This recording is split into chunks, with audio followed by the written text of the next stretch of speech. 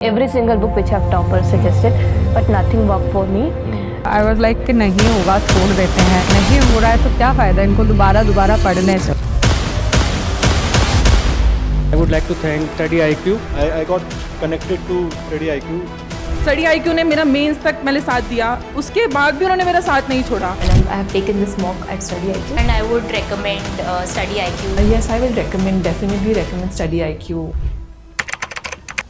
Whenever we talk about the beginning of the history of English literature, we always talk about the Anglo-Saxon period. Anglo-Saxon period British literature के Britain की history में एक ऐसा period था जहाँ पे you can say Britain की बुनियाद बन रही थी और बहुत ही different changes हो रहे थे. So this all became very, very important, very crucial, and today we are going to talk about the history of English literature. And we are starting ahead with the Anglo-Saxon period.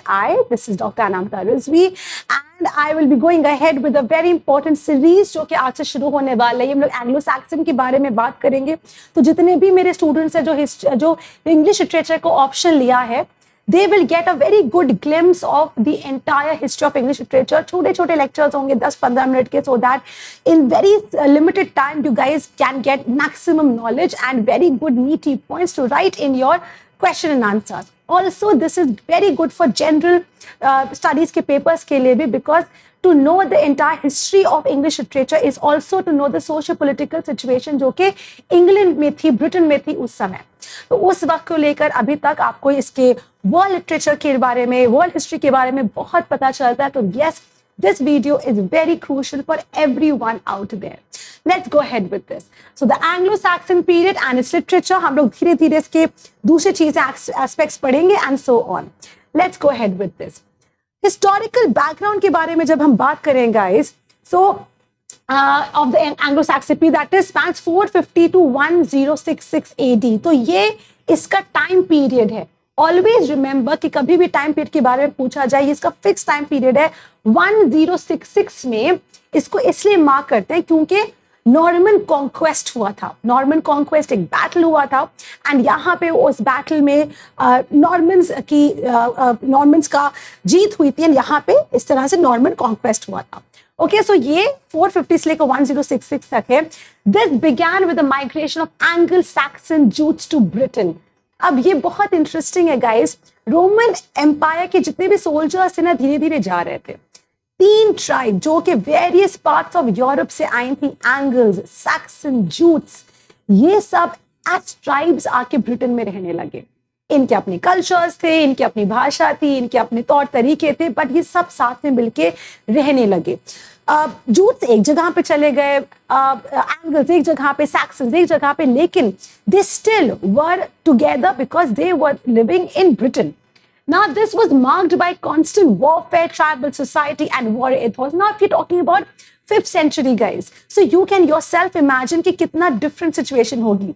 वहाँ पे warfare, वहाँ पे जितना भी अपने land के ऊपर कब्जा करने के लिए, चाहे वो wars हो गई, चाहे वो just whatever that but there were battles that were happening at that time between tribes.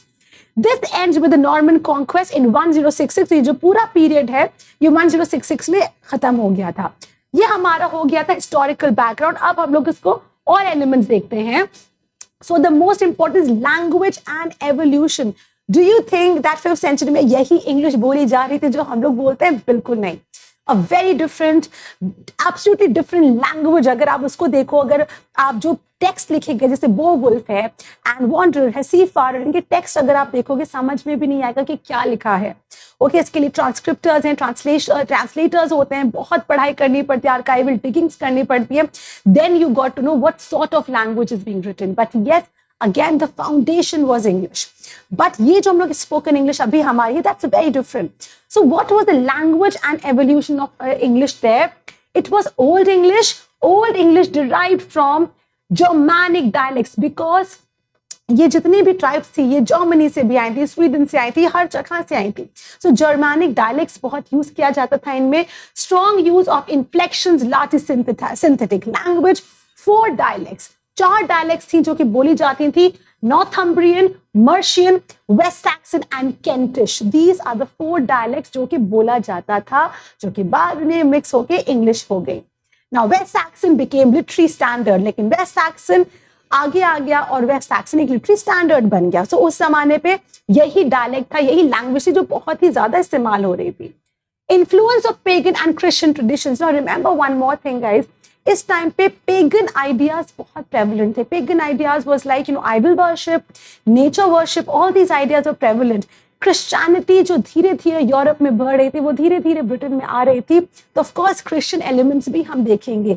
But a lot of literature, a lot of archival writing, historical writing talk about the paganism of that time. So early literature steeped in pagan oral tradition, heroism, fate. So heroism के बारे में बात होती थी. क्यों heroism के बारे में बात होती थी? wars होती थी, तो wars होती थी, soldiers मरते थे, बहुत अच्छे अच्छे लीडर सैक्रिफाइस कर देते थे अपनी लाइफ. तो एक हीरो वर्शिप की तरह से उनको यूलोजाइज किया जाता था, उनके बारे में लिखा जाता था. फेट के बारे में, किस्मत के बारे में कि क्या लिखा है जिंदगी में, बिकॉज इसके अलावा ज्यादा कुछ था नहीं. It was just a simple life wherein people were sustaining themselves. Battles होते थे, रहते थे, and a very different sort of a life that we can imagine now. So this was stable in pagan and tradition, and then gradually Christianity through missionaries from 597 AD onwards.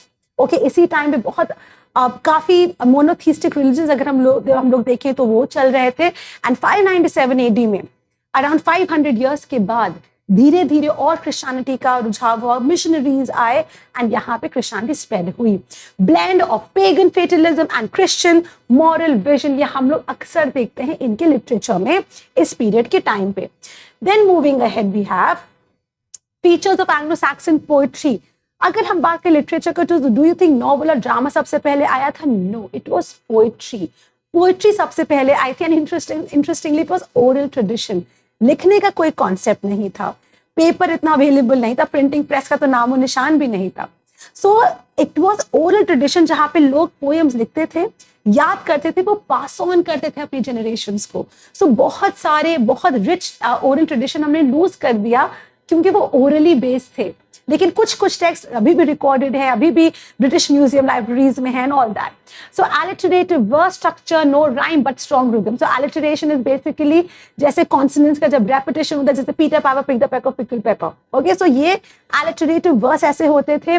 Use of कैनिंग्स बड़ी मजेदार उनका एक term होता था, जैसे कि वो लोग यूज करते थे metaphoric compounds like whale road for sea. जैसे सी को बोल रहे हैं वेल रोड, सी में कौन रहता है? वेल्स रहती है, तो उसको वेल रोड बोल देते थे. Okay, so these kind of different words ये लोग बनाते थे. Frequent caesura pauses in the line and themes of again heroism, wars, exile, fate, ये सारे मोर्टैलिटी, ये सारे इनके थीम्स होती थी. बेवुल्फ बहुत ही इंटरेस्टिंग इंपॉर्टेंट वर्क है, और 1990s में जब सीमस हीनी ने बेवुल्फ को ट्रांसलेट किया था, he also won a Nobel prize and it was very important. So Beowulf एक बहुत ही क्विंटेसेंशियल टेक्स्ट माना जाता है इस टाइम का. और भी बहुत टेक्स्ट हैं guys, will talk about them. Then moving ahead, Anglo Saxon prose development and keyword. धीरे धीरे प्रोज भी आ गए थे, बट यस पोएट्री का बहुत ज्यादा रुझाव था. Flourish under Alfred the great. Now interestingly बहुत अच्छे जो अराउंड 8th century में इनके किंग आए थे, 8th-9th century में, इनफैक्ट later than that जो अल्फ्रेड द ग्रेट आए थे, he was very much inclined towards literature. उन्हीं ने राइटिंग पे बहुत फोकस किया, उन्हें लिटरेचर को प्रिजर्व करके रखा और प्रोज बहुत डेवलप किए. Emphasis on religious, historical and education text. की फिगर्स किंग अल्फ्रेड अगर ना होते तो लिटरेचर सच में ऐसा ना होता जैसा अभी है, because he played a very important role in preserving literature and giving Britain the impetus, एक पुश लिटरेचर की तरफ. Alfric and Wulfstan, Anglo-Saxon Chronicle, earliest historical record in English. So Anglo-Saxon Chronicle ये किंग अल्फ्रेड का ही then समझ लीजिए कि इसको record करके रखा गया था. की फिगर्स कौन कौन है? किंग अल्फ्रेड है, Alfric and Wulfstan during that period. Beowulf किसने लिखे ये किसी को नहीं पता क्योंकि अनसाइंड था. We do not know कि किसने लिखा है. Then you have heroic and epic traditions in Anglo-Saxon literature. जैसे मैंने बात किया epic ideals, heroism के बारे में, loyalty के बारे में, revenge, fame के बारे में. बेवुल्फ जैसे मैं बताई थी, the primary example, ideal warrior king versus monstrous forces. तो बेवुल्फ लड़ता है ग्रेंडल से, ग्रेंडल की माँ से, ड्रैगन से. Beowulf is extremely powerful, very very strong. He's a mortal. एक मतलब वो एनिमिस की डेथ हो जाती है, लेकिन he is a very very brave, very courageous man. वो किंग बनता है बाद में। Lesser known heroic poems are the Battle of Maldon, Widsith, Wanderer, the Seafarer, बहुत सारी ऐसी इनकी वर्क्स हैं। Then you have major themes and motives: heroism, exile, loss, fate, Christian salvation, mortality, जिनकी हम बात कर सकते हैं मेजर थीम्स थी। बोवुल्फ के बारे में बात करें तो वो national epic of the Anglo Saxon बोला जाता है। सो यस, अगर हम लोग एंग्लो सैक्सन पीरियड के बारे में बात करें तो सबसे पहले बोवुल्फ के बारे में जरूर बात करना चाहिए। Hero Beowulf battle Grendel, Grendel's mother and dragon. Poem फिर से हीरोइज्म, फेट सबके बारे में बात करती है and symbolises the transition from pagan warrior culture to Christian ethos. यहाँ पे क्रिश्चियनिटी के एलिमेंट्स काफी दिखे हैं, जो हमें बताता है कि ये लोग पेगनिज्म से शिफ्ट करके they were moving towards Christianity. Important Anglo-Saxon poets. Cadman was, it's a बहुत इंटरेस्टिंग स्टोरी है कैडमन की। कैडमन वो समवन जो मोनास्ट्री में काम करते थे, ना वो बोल पाते थे ना वो सुन पाते थे, वो चुपचाप ही used to do menial jobs, चाहे वो कहीं कुछ साफ करना हो, चाहे कुछ क्लीनिंग करनी हो, but he was a good guy. एक दिन क्या हुआ कि वो बैठे हुए थे and all of a sudden he started singing hymns in the praise of God. मतलब वो भजन गाने लगे, हिम्स कहते हैं जो गॉड के लिए हम लोग लिखते हैं, beautiful songs you write for God. He started all of a sudden started singing that. Everyone was shocked, everyone was surprised कि everyone was shocked and surprised कि उन्होंने किस तरह से ऐसे बोलने लगे। तो उनको कैडमन को बहुत प्रेस किया जाता है, उनके बारे में बहुत उनको रिस्पेक्ट मिलती है। So Caedmon earliest name English poet, religious verses भी लिखते थे। Cynewulf was the first one जिन्होंने अपना खुद का वर्क साइन किया था कि ये मेरा वर्क है। अदरवाइज सब अनोनिमस रहता था, कोई भी किसी को परवाह नहीं होती थी, क्योंकि कोई कॉन्सेप्ट नहीं था कि ये बाद में आगे मेरा पढ़ा जाएगा। Nobody cared. Signed poems like Julian and Eileen and Aldous Alfred Woolston contributed to prose and religious instruction. And the legacy influence on later English literature, guys, ये जो है इतना important था एंग्लो सैक्सन पीरियड बिकॉज इसने एक poetic tradition को shape किया था। किस तरह की जो आगे की पोएट्री है कैसे लिखी गई वो बहुत डिपेंड किया था कि एंग्लो सैक्सन ने कैसा लिखा था। Themes of exile, fate and in the later literature वो फिर देखते हैं। Beowulf was rediscovered, influence romantic and modernist poetry को इन्फ्लुएंस किया। जैसे मैंने बताया 1990s में सीमस हीनी ने इसको पूरा ट्रांसलेट करके इनको नोबेल प्राइज भी मिला था।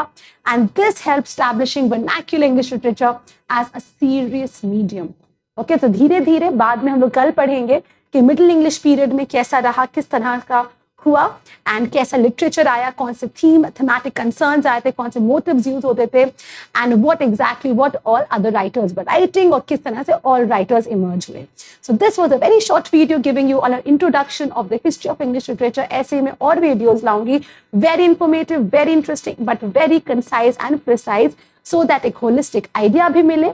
And this is not only for English literature, for all general study students, आके you get a good idea of what was history of English literature, उसका एक social political situation क्या था, उसका literary scenario क्या था, and so on. This is Dr. Anamta Rizvi and I am a faculty for UPS English Literature. If you opted for UPS English Literature as a course, go ahead, purchase the course and be a part of the next batch that we are very much starting very soon. And I'll see you in the classes. Thank you, everyone. Every single book which have toppers suggested, but nothing worked for me.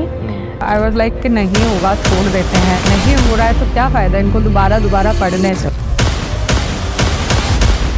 I would like to thank Study IQ. I got connected to Study IQ.